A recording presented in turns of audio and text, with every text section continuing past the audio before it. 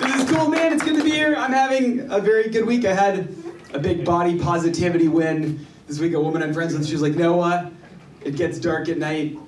I'm nervous. Can you walk me to my car? And I was like,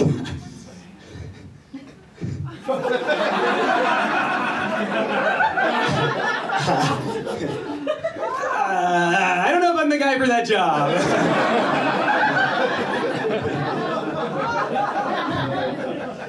I don't know if I have the physique to be an ally, okay? Like, I want to be a hero here, but I think if I do this, then we're both gonna get kidnapped, okay?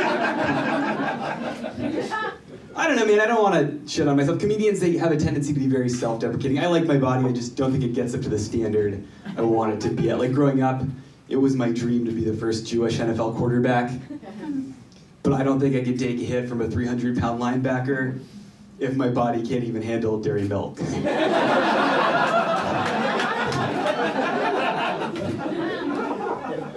Jews love, all of our heroes are athletes. There just aren't very many of them. But right now, the best Jewish basketball player of all time is playing. It's a guy named Ryan Terrell. I don't know if you've heard of him. He has great footwork from dancing at bar mitzvahs, and he's super strong from picking up the chair, and he's got a super detailed knowledge of tax law, because that's what he studied in college. But he's Orthodox, he doesn't play on Fridays or Saturdays. He's in the Detroit Pistons farm system right now, and he may never play in the NBA because of that. How sad is that, right? Like, if you're this guy's rabbi, you gotta make an exception, right? Like, let him do Passover twice or give him another circumcision. This guy...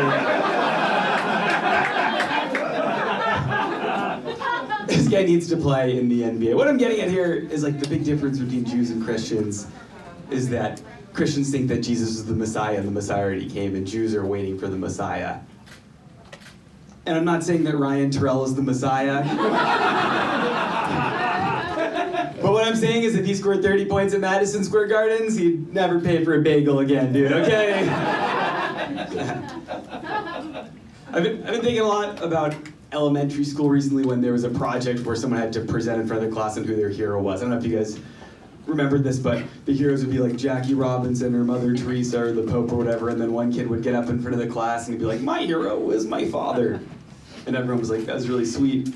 But I've been thinking about it, and like, the dads definitely wrote those, right? Like, you'd see a kid get up in front of the class and be like, my dad's my hero. He's such a great guy. He's so cool and funny and goofy, and I think the Second Circuit Court of Pennsylvania made a huge mistake when they said he could only see me the second weekend of every month.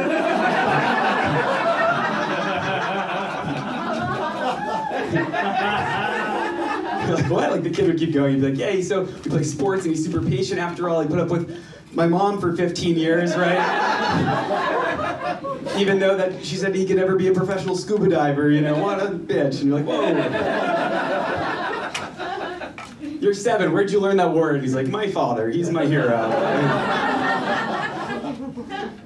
I like school. I really liked history. I mean, I like parts of history. I mean, I'm interested in history. There's a big... I'm interested in things that, like, changed history forever, like the invention of the wheel or the attack on Pearl Harbor. But there's one thing I've been thinking about a lot that happened in the 2000s that changed our country and changed the world forever. When the United States went from someone super charismatic, a figurehead, someone who maybe you didn't necessarily see eye to eye with him, but you recognized that he was a good man, a family man, and a man of faith. And we went to a firebrand, a TV personality, someone with a notorious frosty gray comb over. You know what I'm talking about, right? When we replaced Bob Barker with Drew Carey on The Price is Right. This has to be one of the worst things that's happened to our country. Do you guys know what happened the year Drew Carey took over The Price is Right? Global financial crisis of 2008. You just can't make these things up, man. Like, we put a wet rag at the Plinko board and everyone lost their job. I love Bob. Bob Barker's my hero. Bob Barker's my dad. I love Bob Barker. The reason I love Bob Barker is because he had the greatest sign-off in TV history. At the end of every episode, he'd say, thanks for tuning into The Price is Right. Remember to get your pets spayed and neutered. What? He had an audience of millions. He could have been like, remember folks, literacy matters, or together we can end hunger. Instead he was like, dude, you gotta get your cat a vasectomy now.